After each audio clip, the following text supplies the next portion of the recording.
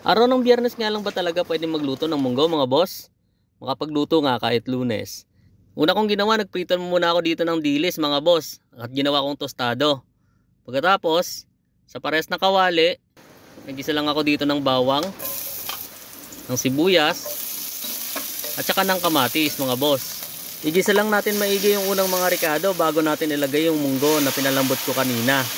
Ituloy lang natin bagya yung pagsangkot siya at lagyan na rin natin yan ng tubig. Pagkatapos, takpan muna natin yung kawali mga boss. Pag kumulo na, lagay na natin yung kalabasa na hiniwa ko kanina. Ituloy lang natin yung pagpapalambot ng kalabasa. Dilipat ko pala sa malaking kawali yan mga boss at medyo naparami yung sabaw na nilagay ko.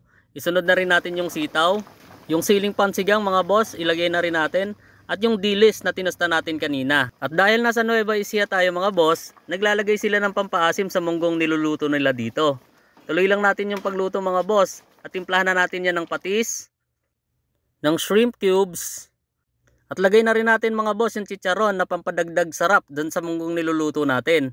At sa panghuli yung ating malunggay. At kung ang trip nyo ay medyo mapait mga boss, pwede kayong maglagay dito ng dahon ng ampalaya. Sabay tikim na rin para makapag-adjust tayo sa lasa. Goods at balanse na ang lahat mga boss, kaya masasabi kong luto na!